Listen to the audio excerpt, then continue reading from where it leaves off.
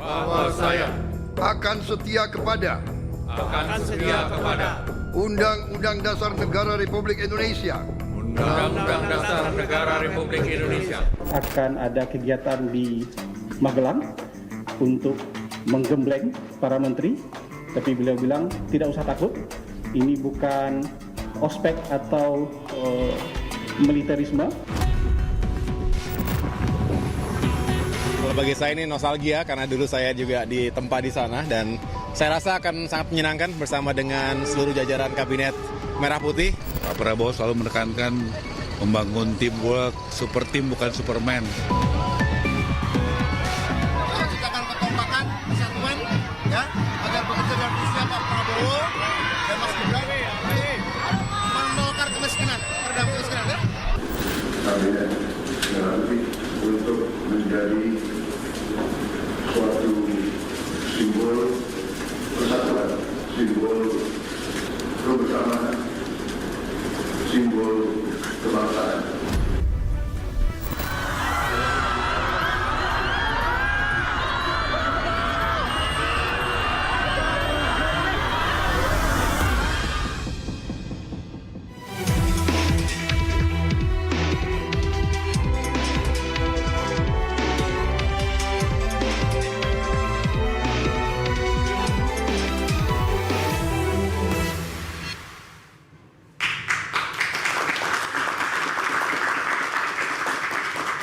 Pemirsa, Presiden Prabowo Subianto dan Wapres Gibran Rakabuming Raka resmi pimpin negeri. 109 menteri dan wakil menteri sudah bersumpah untuk mematuhi peraturan seluruh-seluruhnya dan bekerja demi bangsa dan negara. Untuk menyamakan visi, para pembantu presiden juga akan digembleng ala militer di Magelang.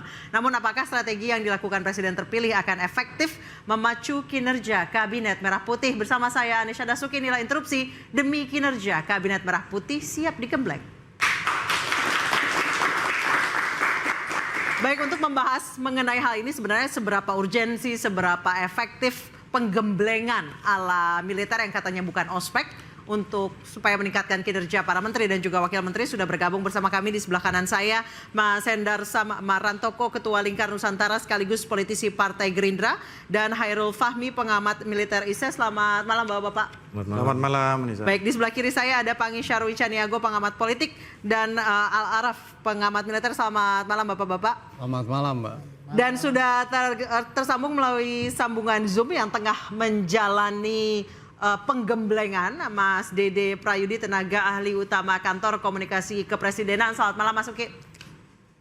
Selamat malam, terima kasih sudah diundang. Baik, saya langsung ke Mas Uki kalau begitu. Seperti apa sih Mas memangnya gaya penggemblengan ini yang katanya ala militer? Apa sih yang selama dari tanggal 23 sampai tanggal 27 ini Anda lakukan? Ya, sebenarnya bukan saya ya. Jadi saya di sini selaku tenaga ahli utama Kantor Komunikasi Kepresidenan. Ini memang nongkrong bareng teman-teman media. Jadi tugas saya di sini adalah melayani kawan-kawan media. Mas Uki, cerita nih, seperti apa kondisinya di sana? Ya, pada hari ini sih sudah mulai ramai ya. Kemarin memang masih hanya persiapan-persiapan ya, menyiapkan tenda ya, juga ada beberapa atau ada personel-personel dari TNI, ada personel-personel dari Kepolisian RI ya, juga ada staf-staf dari kementerian yang juga memastikan ya kesiapan-kesiapan dan lain-lain ya. Dan acara ini sebenarnya diprakarsai ya, memang inisiasi oleh Presiden Prabowo ya. Akan tetapi memang yang menjadi panitia quote-unquote itu adalah Kemensetnek bersama dengan kementerian lain dan juga terutama di sini TNI juga Polri ya. Dan suasananya kalau per hari ini sudah ramai ya, karena memang di sini sudah functioning ya. Artinya tadi awal mulanya para menteri, wakil menteri, kepala lembaga, wakil kepala lembaga dan lain-lain ya, atau anggota Kabinet Merah Putih sudah datang terlebih dahulu. Baik. Kemudian nggak lama kemudian Wakil Presiden Mas Gibran Rakabuming Raka juga kemudian datang, dan nggak lama kemudian baru datang Presiden RI ke-8 Bapak Prabowo Subianto, dan nggak lama kemudian ya setelah bercengkrama lalu ada acara makan malam, dan setelah makan malam sebenarnya pada hari ini sudah tidak ada apa-apa lagi praktis, karena jadi acara yang dalam tanda kutip serius-seriusnya itu bukan hari ini, tapi sudah Nah, dimulai. acara besok pagi. serius-seriusnya itu rangkaiannya seperti apa? Apakah mereka akan menjalani pelatihan fisik, kemudian mungkin ada jurit malam, seperti apa sebenarnya? Oh enggak, nggak ada latihan fisik di sini ya. Bahkan ketika mereka bangun pagi ya jam-jam sholat subuh lah ya, itu memang di luar konteks sholat subuh itu stretching ya, olahraga dan lain-lain gitu. Nah, di sini nggak ada pelatihan fisik. Memang di sini ada latihan kedisiplinan, tapi fisik seperti ala militeristik itu memang itu nggak ada. Itu Latihan nggak ada. kedisiplinannya Jadi, seperti apa, Mas Uki? Contohnya baris berbaris? ya mungkin ada ya pagi-pagi ya, ada juga bangun paginya juga memang harus serentak dan lain-lain. Tapi kedisiplinan di sini adalah satu hal ya. Tujuan dari diadakannya acara ini ya selain memang kedisiplinan, tapi ada satu payung tujuan yang lebih diutamakan, yaitu team building ya, membangun soliditas ya, membangun kekompakan, mengikis sekat-sekat psikologis di antara para anggota kabinet yang mungkin sebelumnya masih ada ya, terutama kan kita baru saja kontestasi politik. Nah, ini kan kita harapkan ya para anggota kabinet ini dapat melepaskan atribusinya ya, atribusi berupa misalnya ada yang di sini politisi, ada yang di sini profesional non politisi, ada yang aktivis, ada yang akademisi dan lain-lain. Nah, atribusi kalangan mana? Nah, ini dilepas ya. Ada atau juga atribusi-atribusi. Baik, berarti ini biar ego ekonomi. sektoralnya terhapuskan ya, kemudian bisa bekerja sama ya. Betul. Jadi yang diharapkan di sini para anggota kabinet ya, ketika selesai dari acara ini itu betul-betul dapat meresapi ya bahwa di sini tidak ada lagi kepentingan-kepentingan kelompok yang mereka wakili, kecuali kepentingan seluruh bangsa, seluruh rakyat Indonesia. Dan mereka juga di sini hadir sebagai Kabinet Merah Putih di bawah pimpinan seorang Presiden Prabowo Subianto. Demikian. Baik, saya ke Mas Pangi. Hal seperti ini efektif nggak untuk membangun soliditas? Ya tentu begini, kalau kita kan sebenarnya kan hari ini mana yang beradaptasi dulu, pemerintahan sipil beradaptasi ke militer atau militer beradaptasi ke sipil. Nah ini kan pemimpinan. Jadi ini mau balik lagi ke kepemimpinan militer maksud Anda? Enggak, maksudnya biasanya kan kalau pemimpinan militer sipil kan orang mantan jenderal atau orang-orang apa yang biasanya mencoba belajar habitusnya sipil kan. Sekarang kan seperti nampak-nampaknya disiplin. Nafasnya Pak Prabowo kan di situ ditonjolkan. Yang kedua kita ambil positif di situ. Atau biar acara kementerian nggak ngaret terus gitu ya, mungkin ya? Iya, salah satu kan yang terkesan begini juga persepsi publik ya. Ini seperti garis komando, gitu. Jadi tidak ada garis putus-putus lagi. Jadi pemerintahan sipil ini udah nggak ada, betul-betul udah mulai agak nampak-nampaknya militer gitu.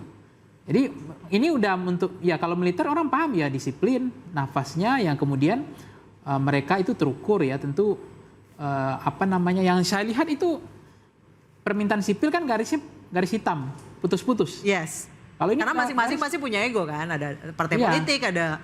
Nah itu yang mau disatukan kata Pak Prabowo kan sinergisitasnya di situ dimulai, kekompakan ya. Kan mazhabnya Pak Prabowo ada dua kan, mazhabnya itu mazhab kemajuan, persatuan, ya mau akomodir semua perbedaan kan, menarik semua kepentingan berbeda untuk menjadi satu, near oposisi kan itu mazhabnya Pak Prabowo. Nah ini nampak-nampaknya mau diwujudkan DNA-nya ke sini bahwa ini harus satu napas dulu, satu pikiran. Saya nggak mengatakan cuci otak ya, tapi mungkin memang bagaimana Pak Prabowo ingin menonjolkan bahwa ini garis komando, bukan lagi garis putus-putus. Baik, saya ke Mas Hendar, benar seperti itu Mas. Memang di setiap rezim pemerintahan yang baru tentunya mempunyai style yang berbeda-beda. Dua periode sebelumnya Pak SBY mempunyai style yang berbeda, Pak Jokowi juga berbeda, dan Pak Prabowo kita melihat juga berbeda seperti itu ya.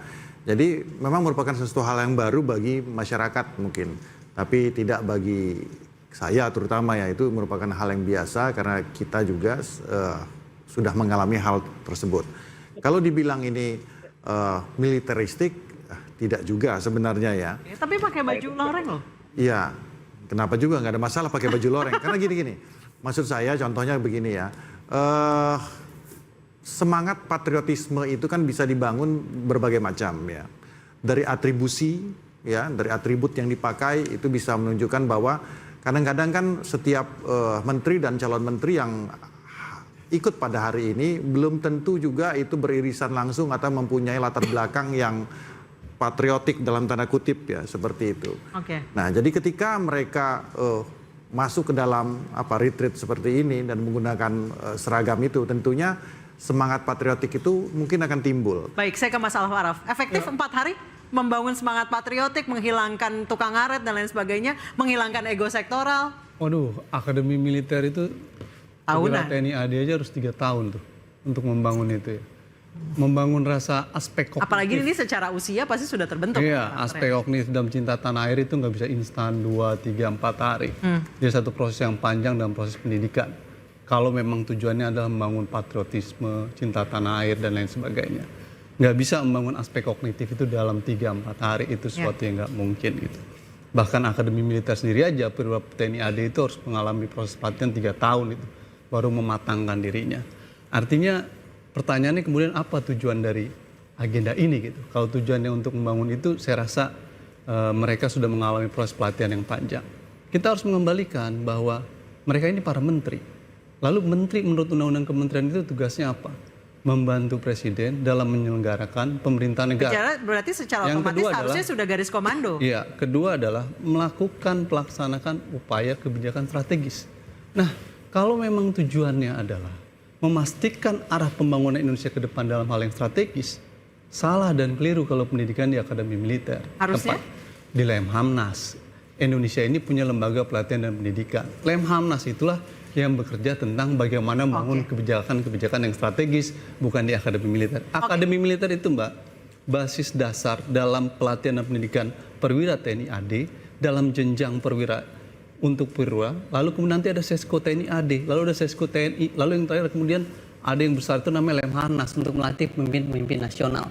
Jadi, kalau kemudian dalam komunitas yang namanya akademi militer, maka tujuan di sana adalah untuk membentuk tentara yang profesional dalam kerangka menjaga pertahanan negara. Benar kata Bung Fahmi tadi, jadinya kemudian kebalik prosesnya. Sehingga banyak kalau publik menganggap apakah ini kemudian proses militerisasi yang terjadi dalam rezim pemerintahan ini. Nah itu yang menjadi nanti usai jeda saya akan bertanya pandangan lain kepada Bapak Hairul Fahmi. Kami akan kembali di interupsi usai jeda.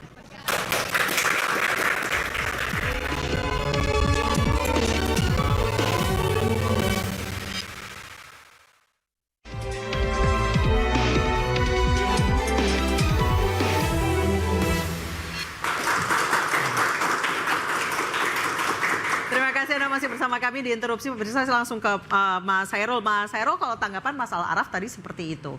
Sebenarnya kalau misalnya memang untuk membentuk karakter, menjadikan pemimpin lebih negarawan itu sebenarnya butuh Lemhanas, nggak perlu nih camping-campingan, naik Hercules. Ya betul. Forum yang lebih serius dan lebih strategis jelas Lemhanas. Makanya tapi kita perlu ingat konteksnya adalah di sini adalah retreat. Retreat itu kegiatannya 3 hal yang utama, refreshing, ya, atau refleksi juga di situ, relaksasi. Kalau menurut tadi Mas Al-Araf bilang ini bentuk dari militerisasi, Anda setuju? Kejauhan kalau bicara militerisasi, ya militerisasi. Faktanya kita melihat mereka melakukan relaksasi di situ, kemudian ada momen-momen mereka melakukan refleksi mulai dari Tapi tadi baris berbaris kata Mas Uki, ada baris berbaris tadi. Dalam jumlah besar, pergerakan dalam jumlah besar bergerak dari satu titik ke titik yang lain supaya lebih rapi, lebih terukur waktunya, ya. Itu kan ya berbaris, walaupun ya mungkin ada yang masih langkahnya itu tidak banyak yang sepuh tidak juga. sama, ya masih tidak sama. Itu bukan soal, tapi mereka bergerak bersama. Itu yang paling penting. Konteksnya di situ baris. Tapi yang paling penting tadi 3 hal itu ya, refleksi, relaksasi, kemudian pembelajaran. 3 hal ini menuju pada 2 aspek yang ingin dibangun ya, kepercayaan dan kerjasama tim di situ.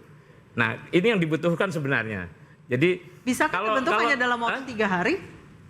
Itu pertanyaan yang sama sebenarnya, mengapa banyak perusahaan, banyak lembaga misalnya melakukan retreat, outbound gitu ya. Itu sama gitu ya. Apa bisa dilakukan dalam 2 hari? Tapi setidaknya ini merupakan langkah awal yang baik untuk menuju upaya-upaya yang lebih baik lagi. Bilang team building. Yes. Masalah Araf akan ditangkap. Begini, Ini kan Presiden sedang akan memimpin 5 tahun ke depan ya, dibantu oleh para menteri. Maka pertanyaan dasar kita adalah soal refleksi, relaksasi, itu urusan masing-masing tuh relaksasi, refleksi, bisa ke puncak, ngeliat gunung. Tim building itu dibangun oleh Presiden dalam kabinet. Ini saatnya bekerja untuk ke depan.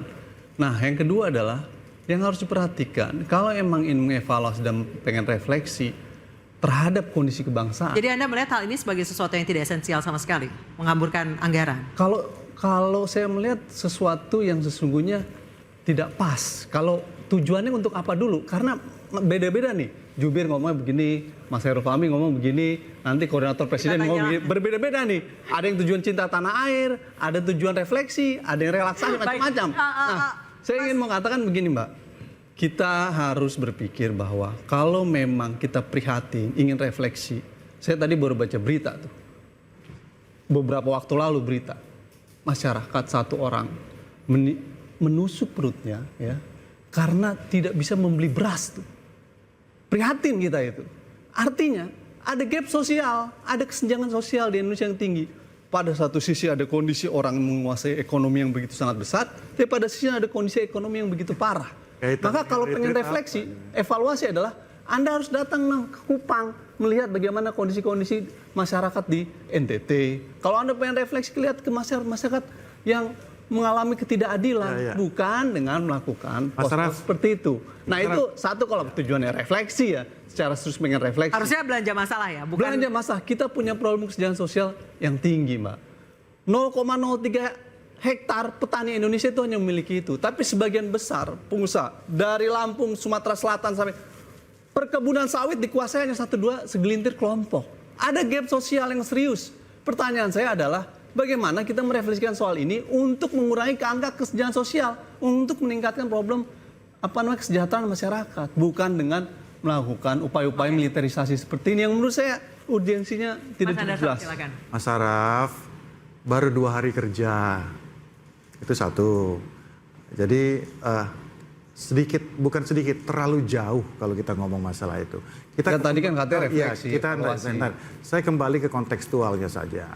Bahwa style pemimpin itu berbeda-beda. Tadi dikatakan oleh Nisa bahwa ini komando seperti itu. Ini harus diksi-diksi seperti ini kita harus nggak boleh lah seperti itu ya. Bahwa pemerintahan ini bukan pemerintahan militer. Pemerintahan ini ada pemerintahan sipil ya. Bagaimana sebenarnya esensinya sama ya. Di mana seorang pemimpin ya, presiden, visi misinya itu harus dijalankan oleh menterinya. Itu dulu. Ya kan? Kalau di militer ya harus sesuai dengan komando, itu militer. Tapi di dalam pemerintahan sipil harus sesuai. Nggak sesuai 6 bulan Anda harus keluar. Nggak sesuai dengan visi misi presiden harus keluar. Sampai akhirnya Pak Prabowo membuat suatu badan sendiri, badan pengendali dan investigasi untuk memonitor pekerjaan ya, kinerja dari para menteri-menteri ini udah sesuai atau tidak dengan itu. Jadi sebenarnya Pak Prabowo tidak yakin dengan menteri dan wakil menteri yang dipilihnya dong. Evaluasi dari apa yang sudah dia jalankan selama 5 tahun terakhir, dan beliau orang yang sangat strategik gitu loh. Dia punya konsep ini bukan dalam 1-2 tahun. Udah 15 tahun dia punya konsep ini, pengalaman dia di militer juga sebelumnya, dia punya konsep, dia punya ideologi, dan dia buat itu dalam bentuk strategi, secara strategis seperti ini. Jadi itulah yang dilakukan. Jadi jangan diksinya jangan diksi komando, jangan diksi pakai baju militer, bukan itu esensinya. Esensinya ini, menteri-menteri ini harus, tanda kutip ya, harus sesuai visi misinya, harus nurut apa kata presiden. Udah, mau Pak SBY, mau Pak Jokowi, seperti itu semua. Banyak menteri yang direshuffle di periode sebelumnya juga seperti itu. Yang direshuffle itu, sebagian, itu karena kinerjanya nggak bagus, kedua, melenceng. Makanya, kenapa dibentuk badan itu? Supaya tidak ada proyek mercusuar. Apa yang dimaksud dengan proyek mercusuar itu? Jangan jalan sendiri-sendiri, ya. Tidak ada Superman tadi seperti dikatakan oleh Bang Ara ya. Tidak ada Superman, yang ada adalah super team. Kita kerja solid, Nah, itu yang paling penting. Jadi sinergi satu tim itu yang paling penting. Jadi kita harus bicaranya itu benar-benar kontekstual dalam hal ini. Nah, itu yang pengen beliau itu terapkan ya. Nah, pentingnya ini ngumpul itu seperti ini. Tadi kan makan visi gitu. Ya, Mas Ipang udah ngomong ini, ya kan? Dan yang lain juga sudah ngomong bahwa ini para menteri-menteri ini dari berbagai latar belakang. Ada yang latar belakang politisi, ada yang latar belakang akademisi, ada latar belakang profesional. Nah, dan oleh karena itu mempunyai mindset dan cara pandang yang berbeda-beda. Nah, ini yang perlu dikumpulin, dijadiin satu, sehingga timbul suatu solidaritas, timbul menjadi suatu kekuatan bersama. Memang ya, kalau dibilang apakah cukup atau tidak, memang perlu perlu panas dan sebagainya. Saya ingat pidato Pak Prabowo ya di waktu pelantikan. Salah satu isu yang serius buat Prabowo adalah melakukan agenda pemberantasan korupsi. Kita semua menyadari bahwa korupsi ini problem serius di Indonesia, baik di pejabat negara khususnya. Oleh karenanya, kalau itu menjadi hal yang memprihatinkan buat kita semua, maka yang harusnya dipilih untuk refleksi dan pendidikan itu adalah ya semua pelatihan di KPK, ya kan? KPK, Lemhanas. Enggak, mereka dilatih di KPK tuh untuk pencegahan korupsi, pendidikan korupsi, untuk anti korupsi, supaya anggaran-anggaran negara yang akan mereka kelola itu tidak bocor gitu kira-kira. Itu jauh lebih penting ketimbang pelatihan dia ke militer. Mau berapa lama kayak anti gitu? Korupsi. Baik, saya ke Mas Uki. Mas Uki, sebenarnya tidak perlu camping di Lembah Tidar. Tidak perlu naik Hercules ke sana, cukup pelatihan di Lemhanas atau di KPK untuk mewujudkan pemerintah yang solid dan bersih. Mas Uki masih di mute? Ya, mohon maaf. Silakan. Saya harus mengembalikan lagi diskusi ini kepada kenapa sih dilakukan retreat ini atau retreat ini di Magelang ini, ya. Jadi tadi diskusinya sudah jauh ya ke arah militeristik, tapi sekali lagi kami tegaskan bahwa tidak ada pelatihan-pelatihan, tidak ada penggemblengan-penggemblengan yang bersifat militeristik. Kurang lebih seperti itu dulu ya. Saya harus jelaskan dulu kenapanya saya tarik. Tapi kenapa pakai baju loreng, Mas Uki? Kenapa harus pakai baju loreng? Sebentar. Saya mohon dikasih waktu dulu ya.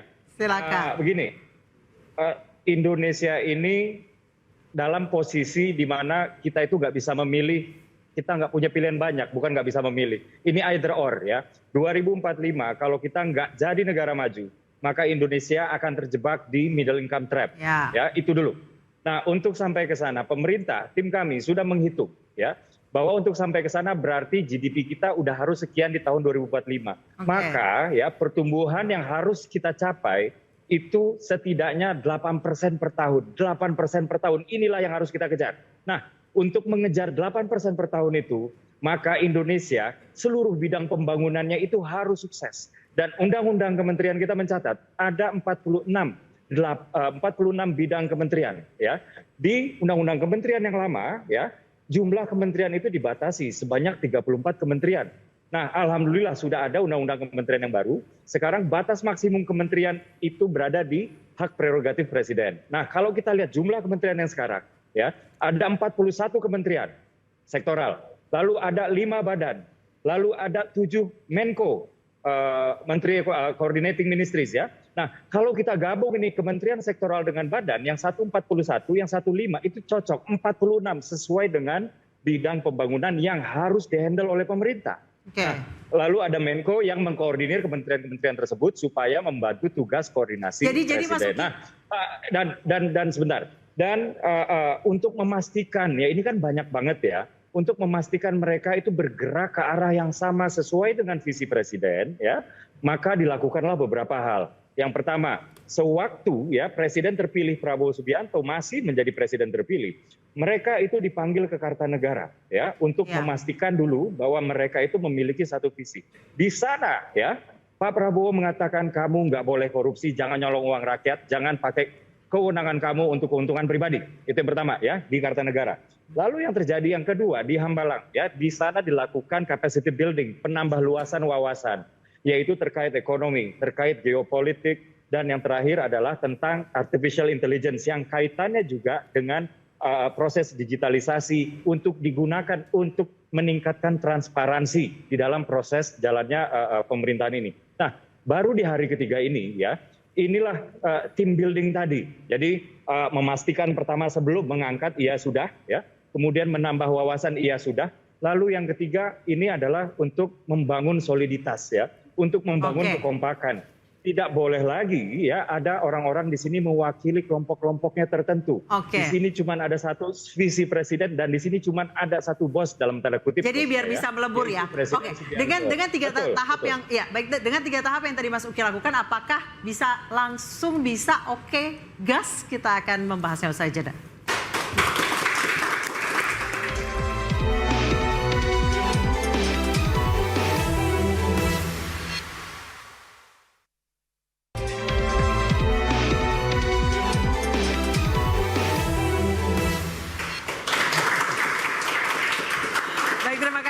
Diinterupsi pemirsa, saya ke Mas Panggi. Mas Panggi, tanggapan Anda, apakah dengan 3 tahap yang tadi Mas Uki jelaskan bisa langsung gas dengan segitu banyaknya orang, segitu banyaknya kepala?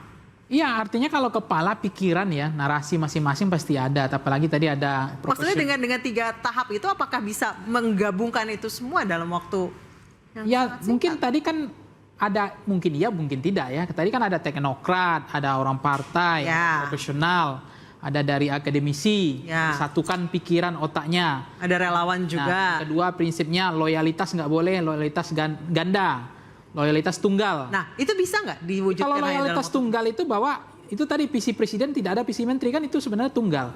Bahwa meskipun dia dari partai politik tapi dia harus tegak lurus kepada presiden. Artinya dia membantu kerja presiden, tidak menjadi beban bagi presiden, kan begitu. Nah apalagi kan beban-beban apa yang disampaikan Bang Al-Araf itu juga bagus ide-ide itu. Jadi memang harus clear juga karena isu Pak Prabowo itu kan isu tadi korupsi. Jadi harus clear juga pada pelatihan anti korupsi itu. Kemudian isu tadi ada isu apa namanya selain korupsi adalah isu pangan. Ya harus fokus juga di pangan itu, swasembada dan seterusnya. Karena belanja masalah. Kita tahu Pak Prabowo sangat concern dengan ketahanan pangan. Karena belanja masalah memang berat hari ini. Apa yang dialami Pak Prabowo saya katakan seperti pemadam kebakaran. Hutang yang harus dibayar utang kita udah 8.000 triliun. Jatuh tempo tahun depan 520 triliun. Itu kalau dibeliin susu makanan gizi udah cukup juga sebenarnya. Itu bunga hutang. Peninggalan sejarah. Itu sebenarnya juga peninggalan sejarah, refleksi dong itu. Kenapa bisa seperti itu? Ternyata menterinya masih menteri lama. Nah, itu di situ kita agak tersakiti sebenarnya. Harusnya jangan pakai Sri Mulyani lagi. Udah 520 triliun bunga yang harus dibayar. Tapi orang bankir kan senang Sri Mulyani, ngutang. Nah, ini fakta gitu, mau ngapain lagi gitu. Nah kalau mau serius, supaya beban negara nggak makin berat. Apalagi makan siang gratis ini kan bebannya juga nggak main-main. Apalagi persoalan kita kan kekurangan pangan, kelas menengah yang terus tergerus tabungannya. Belum soal lapangan pekerjaan, pengangguran. Ada yang tadi Bang Arbin orang bunuh diri karena nggak bisa makan. Ada yang hari ini dia kerja, tiba-tiba PHK, yang cari tulang punggungnya hanya suaminya, anaknya masih SD, SMP, SMA, ya itu juga cerai, bunuh diri. Karena tulang punggungnya satu itu pun di PHK, tanpa ada Omnibus Law ini, tanpa ada pesangon. Ini harus diperhatikan juga sama Pak Prabowo. Tapi dengan konteks ini kesiapan Pak Prabowo nggak apa-apa. Nggak apa-apa nih, disiplin, loyalitas, prinsipnya adalah kemajuan, Indonesia harus bersatu, semua harus diakomodir, semua kekuatan tidak boleh, persamaan kepentingan nggak boleh lagi, kepentingan untuk bangsa, untuk kemajuan nggak masalah. Habis ini dilemhanaskan nggak masalah. Tapi prinsip bagaimana belanja dari masalah tadi soal apa yang saya katakan rakyat yang makin depresi, ya pengangguran, termasuk yang saya katakan tadi adalah barang impor yang merajalela. Itu juga di ospek menteri-menterinya, terutama menteri perdagangan. Masa barang impor dibiarkan berkeliaran seperti itu sehingga industri lokal kolaps semua, itu harus juga dipikirkan. Artinya Menteri Perdagangannya juga cuci otak supaya nggak kecanduan barang impor ini. Berarti sebenarnya seharusnya dilakukan cuci otak. Cuci otak di situ supaya jangan lagi industri lokal ini bersaing dengan produk impor ya kalah. Gitu. Baik, saya ke Pak Hairul. Bisa dalam hanya waktu yang sangat singkat untuk mengubah mindset seperti itu? Tadi saya katakan sebagai awal ya harus bisa. Jadi ya kita punya pengalaman bahkan Bang Panggi mungkin yang punya background organisasi zaman mahasiswa mengalami ya katakanlah gemblengan awal ketika memasuki satu organisasi kemahasiswaan misalnya. Itu kan upaya-upaya yang dilakukan untuk menyatukan mengisi ya ulang visi bersama, kemudian menyepakati agenda-agenda aksi yang ingin dijalankan. Saya kira 2-3 hari itu cukuplah untuk sebagai awal. Selanjutnya ya tadi dilanjutkan dengan bagaimana belanja masalahnya, bagaimana kemudian merumuskan hal-hal yang harus dilakukan ya berdasarkan visi misi presiden tadi. Itu yang kemudian akan menjadi kelanjutan dari agenda retret ini ya. Dan selanjutnya ya tadi 6 bulan setelah itu ya harus siap dievaluasi. Kalau tidak berhasil ganti. Oh jadi akan ada KPI Iya. para menteri. Akan ada probation 6 bulan. Mas Al-Araf silakan. Menurut saya evaluasi yang paling objektif dalam Jadi ini semua sekarang menterinya lagi probation. Dalam melihat kebijakan adalah men-challenge itu ke dalam dunia kampus sebenarnya.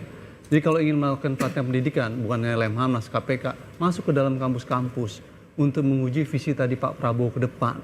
Para menteri itu digembleng oleh guru besar di dalam kampus, bukan di akademi militer.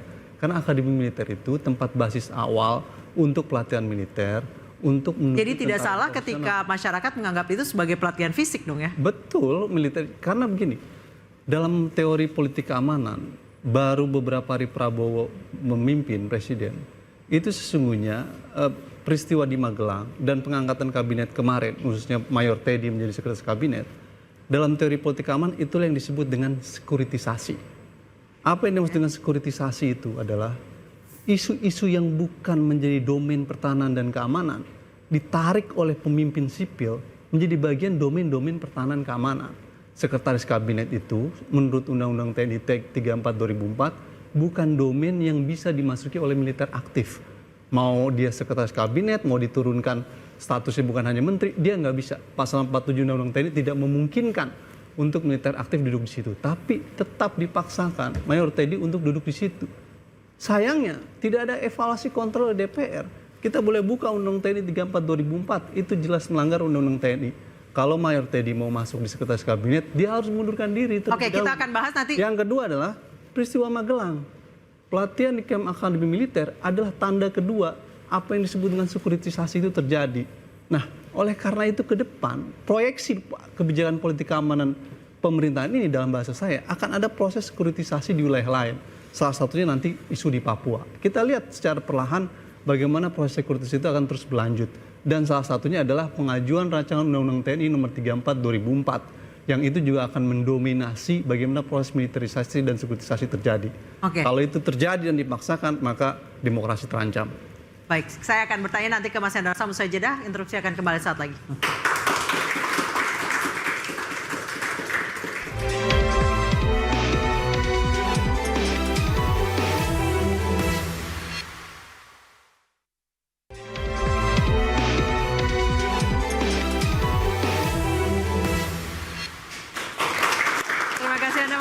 Pemirsa, saya langsung ke Mas Uki. Mas Uki, tadi sebelumnya Mas Al-Araf sempat mengatakan bahwa ini bisa jadi semuanya ditarik ke sekuritisasi, militerisasi yang nanti akan mengancam demokrasi. Tanggapan Anda? Mas Uki? Enggak ada hubungannya. Ya, ini enggak ada hubungannya dengan militerisasi ya. Jadi sekedar informasi aja. Jadi tadi saya baru aja menyadari bahwa saya belum mengatakan ya bahwa retreat ini tidak dilakukan di Akmilnya per se, ya, tapi di sebelahnya yaitu di lapangan golf, namanya itu adalah Borobudur International Golf. Jadi ini tidak sekali lagi ya saya tegaskan, ini tidak dilakukan di Akmil. Tadi saya juga sudah tanyakan ya ke beberapa personel ya, bahwa tidak mungkin juga, kalaupun memang ingin dilakukan di Akmil, tidak mungkin juga dilakukan di Akmil, karena di sana kan ada taruna-tarunanya ya, dan barak-baraknya juga penuh dan lain-lain gitu. Jadi memang ada pembentukan kedisiplinan ya, Tapi itu kan umum ya, maksud saya nggak perlulah kita takut dengan pembekalan yang sifatnya untuk membangun kedisiplinan. Tapi yang jelas ini tidak ada ya dengan tidak ada hubungannya dengan militerisasi. Tujuannya adalah untuk membangun team building, membangun kompakan, soliditas, mengikis ya sekat-sekat psikologis di antara anggota kabinet, terutama mereka-mereka yang tadinya berseberangan di kontestasi pemilu, supaya setelah keluar dari sini semuanya satu visi, semuanya langsung siap aksi untuk Indonesia. Jadi layaknya team building di perkantoran atau di pekerjaan ya. Baik, terima kasih Mas Uki telah bergabung dengan Interupsi. Selamat malam. Saya ke Mas Hendar Sam. Setuju dengan Mas Uki atau ada pemikiran lain? Ya, pada intinya militerisasi menurut Anda kejauhan? Aduh, jauh banget lah. Jadi gini, saya menjawab satu persatu apa yang dikatakan oleh Mas Araf tadi. Kalau katanya kenapa sih nggak diisi dengan masalah pembekalan? Masalah Mas Araf mungkin lupa. Di Hambalang udah dilakukan pembekalan oleh 4 pemateri dari asing. Itu satu, itu udah terjawab. Kedua, dibilang Mayor Teddy harusnya melanggar undang-undang TNI, ya kan harus mundur. Harus saya klarifikasi bahwa Mayor Teddy itu ya bukan menteri. Beliau adalah ya personil di bawah Mensesnek ya, Kemensesnek ya. Nah, tingkat eselon 2 dan berdasarkan undang-undang TNI itu nggak wajib mundur. Nggak usah ambil contoh jauh-jauh. Di Kemensesnek dan di yang lain itu ada yang setingkat eselon 2 ya dari militer, namanya contohnya Setmilpres, Sekretaris Militer Presiden. Itu setingkat 2. Jadi udahlah, itu clear lah untuk masalah-masalah gitu. Jadi maksud saya kita nggak usah juga tarik terlalu jauh dipolitisir. Bahwa memang waktu 3 hari ya untuk menyelesaikan masalah bangsa pasti tidak cukup. Karena seperti kata Pak Prabowo, kita ini nggak punya tongkat Nabi Musa, drop langsung selesai. Tapi ini awal yang baik, kita harus melihatnya secara... Pasal 47 ayat 2 Undang-Undang TNI juga tidak memungkinkan di Sesnek, Mas. Hanya sekarang, 10 kementerian yang dimungkinkan di dalam pasal 47 ayat 2. Sekarang pertanyaan ini kita sudah closing statement sebenarnya. Yang pertama, kemudian Koordinator Politik Keamanan, Pertahanan Negara, Sekretaris Militer, Intelijen Negara, Sandi Negara, Lembaga Pertahanan Nasional, Dewan Pertahanan Nasional, Search and Rescue, Narkotik Nasional, dan Mahkamah Agung. Ya, saya secara fakta saja. Sesnek tidak diatur di dalam Undang-Undang TNI. Setmilpres yang diatur ada di pasal 47 ayat 2. Setmilpres yang ada di Kemensesnek saat ini, yang ada di pemerintahan Pak Jokowi sebelumnya, itu sudah ada perintah terjadi. Apakah melanggar undang-undang TNI? Sekretaris Militer Presiden diatur di dalam pasal 47 ayat 2. Iya. Tapi itu itu setara eselon 2. Pak Teddy itu ada di Sekretaris Kabinet. Mas perlu paham, ada Mensesnek, ada Sekretaris Kabinet, ada Sekretaris Militer. Baik. Jangan. Di dalam undang-undang TNI yang diperbolehkan ya di Sekretaris Militer, beliau di Sekretaris Kabinet. Ini jadi itu undang-undang TNI. Nah, ini yang salah. Bahwa ya kan terminologi Menteri Sekretaris Kabinet, Menteri Sekretaris Kabinet dan Menteri Seskap itu berbeda. Beliau ini bukan menteri, bukan Menseskap. Paham. Tadi Mas bilang dia di bawah Sekretaris Negara, iya kan? Menteri Sekretaris Negara. Menteri Sekretaris Negara tidak masuk di dalam pasal. Sekarang Setmilpres yang ada di dalam Pak Jokowi melanggar undang-undang TNI atau tidak? Sekretaris Militer Presiden diatur. Baik, itu eselon 2 dia dari militer juga. Apa bedanya dengan Mas waktunya sudah habis, saya kasih kesempatan Pak Heru. Undang-undang TNI gitu loh. Baik, saya kasih salah baca undang-undangnya kalau gitu. Anda baca undang-undangnya belum? Saya kasih kesempatan Pak Heru. Salah baca undangnya. Praktiknya seperti itu. Mas Araf, Mas Hendar Sam, saya kasih kesempatan Pak Heru. Waktunya udah habis. Ya kita kembali ke retretnya aja ya. Kembali ke retret. Ini sebenarnya ya tadi saya kembali bahwa masalah retret kok ke Mayor Teddy gitu loh. Ini soal bagaimana Kabinet Merah Putih ini ingin memulai dengan menyatukan visi bersama, kemudian untuk bisa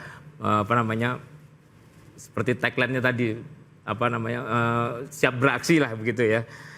Sehingga ada banyak pendekatan yang dilakukan dengan tujuan untuk menjalin rasa saling percaya, menjalin kerjasama, kemudian basisnya adalah kolaborasi dan inklusivitas, dan ini bukan sesuatu yang bisa perlu kita pertentangkan apakah ini militerisme atau bukan, tapi ini adalah upaya saling memahami lah ya antara berbagai macam latar belakang tadi untuk menyatukan visi dan siap beraksi. Baik, Mas Panggi, mohon maaf saya tidak bisa bertanya karena durasinya ketat sekali. Mohon maaf sekali lagi Mas Panggi, dan pemirsa, kita akan lihat apakah setelah pembekalan yang cukup panjang tidak langsung kerja, apakah kabinet ini bisa tancap gas, bisa oke gas, sehingga tidak ada evaluasi berarti 6 bulan ke depan. Kita akan kembali di interupsi pekan depan. Sampai jumpa.